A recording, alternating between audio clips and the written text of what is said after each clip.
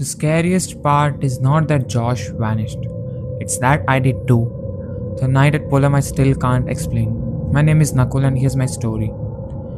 The rain had been falling for days when I arrived in Poland.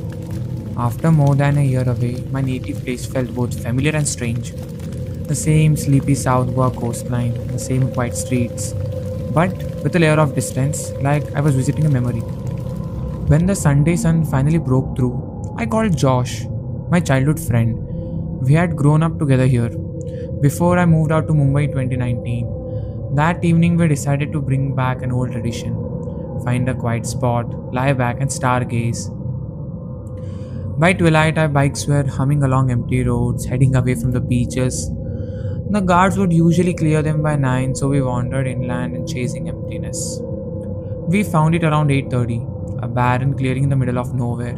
No houses, no lights, just an open stretch of earth under a darkening sky. The air there felt different, heavy, yet somehow inviting. We pitched a small tent and lay under the stars talking about everything but nothing. The silence was so deep we could hear birds somewhere in the trees. Josh cracked open a bottle. We drank, laughed, and for the first time in a long while, I felt peaceful. Somewhere in that peace, I slipped into sleep. A crack of thunder jolted me. I sat up. Josh was gone. At first, I smiled. Classic Josh, sneaking off to scare me. I called his name. The sound was swallowed instantly. I grabbed my phone and tried calling, no answer. The clearing looked different now, emptier somehow. I walked to the far edge, scanning for love of his life, his bike. Any sign? Nothing.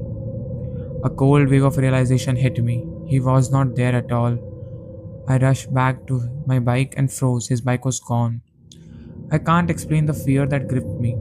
It was not just being alone, it was the feeling that the world had shifted. The air pressed against my skin like it wanted me to leave. I packed fast and rode hard through the dark until my neighborhood lights appeared. I did not think, I just collapsed into bed. I was exhausted. The next morning, my phone was flashing with missed calls and messages from Josh, all of them furious. Why would you leave me there? You disappeared in the middle of the night. Your bike was gone.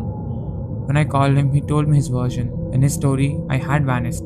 Without a word, without my bike, he said he had searched, called out, tried my phone. Nothing. Nothing worked. The worst part, neither of our phones showed any calls between us that night. We both remember the same place, the same night, the same storm. But somehow, we were not there together. To this day, we don't talk about it much, but sometimes when thunder rumbles in the distance, I remember that clearing and I wonder if it's still waiting.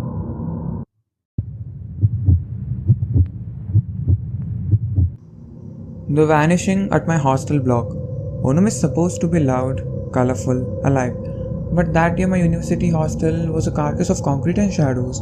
Almost everyone had gone home. I stayed back. My name is Ryan, and this is my story. That Wednesday night, the emptiness felt unnatural. No fans humming, no voices drifting to thin walls.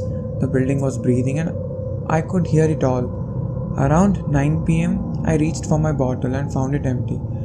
The water cooler was barely 20 feet away, but that corridor was drowned in darkness. No staff to switch on the lights. Phone flashlight in hand, I stepped into the hallway. My footsteps seemed to echo before I took them. Halfway there, a bang shattered the silence. It came from the far end, the locked wing. The sound was not just loud, it was wrong, like metal twisting underwater. I should have turned back. I did not. The closer I got, the heavier the air became. That's when I heard it, slow, ragged breathing. Not human, not animal, just wrong. My skin prickled. My heart thudded against my ribs. Then a flash of white light so bright it erased the world. And nothing. When I woke up, I was under a classroom bench. A lecture was going on. My neck was stiff. My phone screen burned my eyes. It was Monday, 11:04 a.m. 4 days gone. I checked my arms. Faint scratches like something had tried to hold me. My clothes smelled of damp concrete and rust. No calls, no messages. No one had noticed I was gone. I went back to my hostel that day. The corridor lights were still dead. Out of some twisted need for closure, I checked the CCTV in the warden's office. Footage from that Wednesday was gone, completely erased, but in Thursday's feed, at 3:17 a.m., I saw myself walking down the same corridor barefoot, head tilted back, smiling at something I could not see.